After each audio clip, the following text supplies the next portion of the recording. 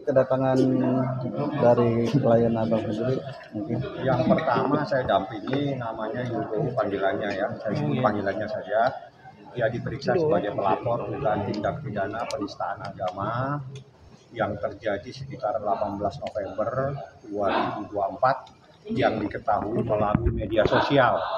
Sehingga Yugo melaporkan adanya dugaan tindak pidana tersebut berdasarkan pasal yang diatur dalam Undang-Undang ITE dan juga pasal penistaan agama. Kami melaporkan, sudah saya serahkan kepada Yugo tentang apa yang harus menjadi pegangan pada saat dia diperiksa. Salah satunya itu adalah fatwa Majelis Ulama Indonesia. Fatwa itu saya bawa dan mungkin saya akan bacakan. Fatwa Majelis Ulama Indonesia nomor 03/Munas 8 MUI 2010 yang pada intinya itu tentang perubahan dan penyempurnaan jenis kelamin. Di dalam fatwa ini telah ditetapkan secara tegas menurut Majelis Ulama Indonesia sebagai berikut. Ya, memutuskan fatwa tentang pergantian dan penyempurnaan jenis kelamin. Ketentuan hukum A. Penggantian alat kelamin. Mengubah alat kelamin dari laki-laki menjadi perempuan atau sebaliknya yang dilakukan dengan sengaja, misalnya dengan operasi ganti kelamin, hukumnya haram. Ini Majelis Ulama Indonesia. 2. Membantu melakukan ganti kelamin sebagaimana poin 1, hukumnya haram. 3. Penetapan keabsahan dan seterusnya tidak mempunyai kekuatan, tidak memiliki implikasi hukum syariat terkait pergantian tersebut. 4. Ini yang paling penting. Kedudukan hukum, jenis kelamin orang yang telah melakukan operasi ganti kelamin sebelum dilakukan operasi ganti kelamin meski telah memperoleh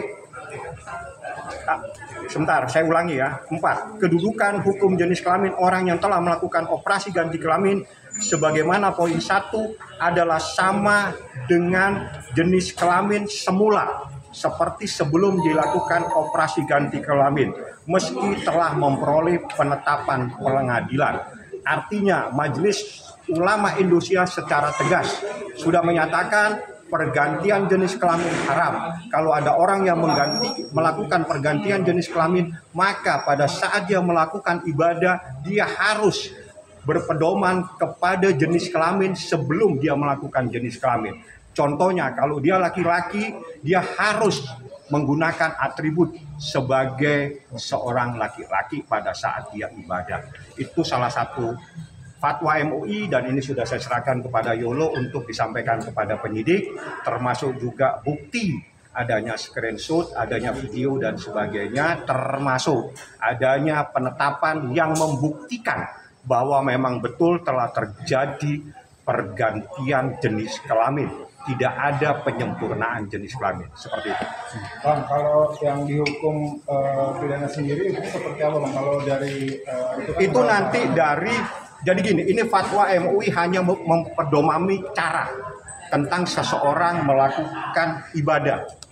Nah, di dalam fatwa Majelis Ulama nomor 03/Munas 8 MUI 2010 ini, kalau seseorang itu melakukan pergantian, jadi kalau pergantian jenis kelamin hukumnya haram.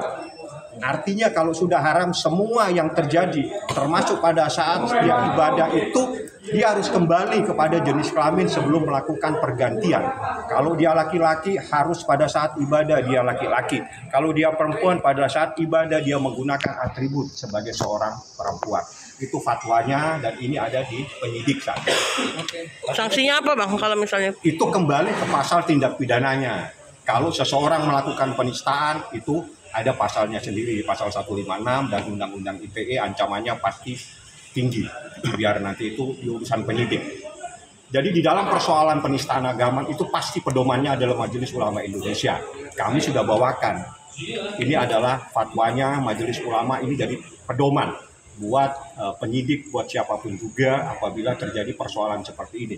Dan juga masyarakat apabila ada seseorang yang diketahui melakukan pergantian, ingat pergantian jenis kelamin, maka tolong beritahu supaya dia kembali ibadah dengan atribut sebagaimana pada saat dia lahir. Oke.